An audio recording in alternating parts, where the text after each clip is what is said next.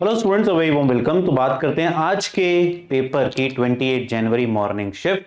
और आज का पेपर जो बच्चों का इनिशियल फीडबैक है वो अभी तक का टफेस्ट शिफ्ट माना जा सकता है। आप मुझे कमेंट बॉक्स में बताना अगर आपने पहले के शिफ्ट्स देखे हों आज क्या हुआ। ऐसा लगता है एनटीए ने ब्रेक लिया और फुल बूस्ट एनर्जी के साथ आज पेपर बनाया है। सरप्राइजिंग फैक्ट सबसे बड़ा आज का ये रहा कि physics one of the difficult थी, मोस्ट डिफिकल्ट। इनफैक्ट अभी 2025 के जितने भी पेपर हुए हैं उसमें से सबसे ज्यादा डिफिकल्ट फिजिक्स इस पेपर में पूछी गई। ना कि यहां तक, बट अगर आप पिछले 2021 से लेकर 24 भी देख लें तब भी शायद ये one of the best physics में काउंट करी जाएगी। केमिस्ट्री भी पेपर में अच्छी हुई और मैथ तो यार आती ही है, पर इस बार बच्चों का ध्यान मैथ पे था ही नहीं क्योंकि वो सारे के सारे फिजिक्स में ही डिसअपॉइंटेड फील करे।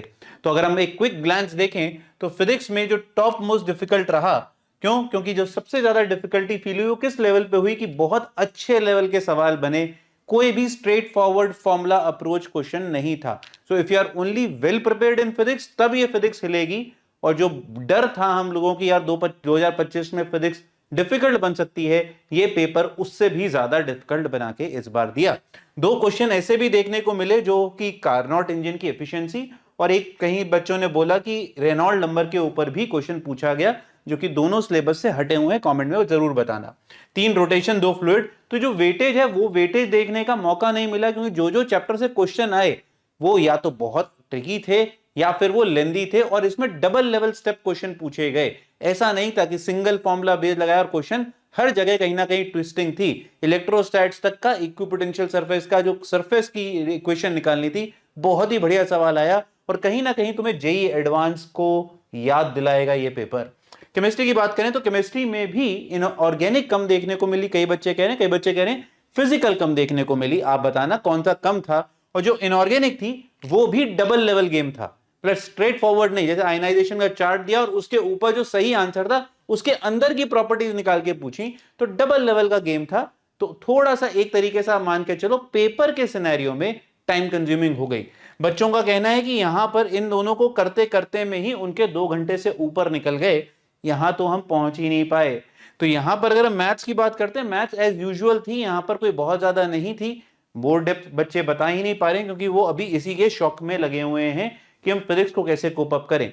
तो आगे वाले जो बच्चे हैं जिनकी शिफ्ट है 29 स्पेशली, वो याद रखें सिर्फ एक सब्जेक्ट अभी तक अगर आसान आता है तो जरूरी नहीं है वो हर बार आसान आएगा। ये शिफ्ट उस चीज का परफेक्ट एग्जाम्पल है। अगर आपको दिख गया है कि फिजिक्स ही मेरी लेवल से बहुत ज्यादा बाहर है, please shift to chemistry. Chemistry भी लगता है तो एक बार मैथ्स पे भी नजर डाल दीजिए। कई बच्चों ने तो ये तक कहा है it would have been good if I had started with maths rather than chemistry in this shift. सच्ची बात अभी पता चलेगी जब पेपर आएगा, बट ये हैं इनिशियल रिएक्शंस। बट ओवरऑल अभी तक 2025 के सारे पेपर 2024 से बेटर बने हैं, अच्छे बने हैं, और ये तो टॉप लेवल पे काउंट करा जाएगा। कमेंट में मुझे बताइए अगर आपने ये शिफ्ट दी है तो आपका क्या व्यू पॉइंट था।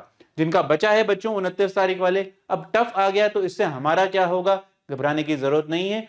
सब बच्चों का एक जैसा ही होगा। अगर आपकी लेवल ऑफ प्रिपरेशन सब बच्चों के मुकाबले बराबर ही है, percentile will take care of itself. आप एक दिन में बहुत ज्यादा कुछ पढ़ नहीं लेंगे तो वो कोशिश भी मत करिएगा। फालतू में सिर्फ और सिर्फ डिसअपॉइंटमेंट फील होगी और गिल्टी फील होगा।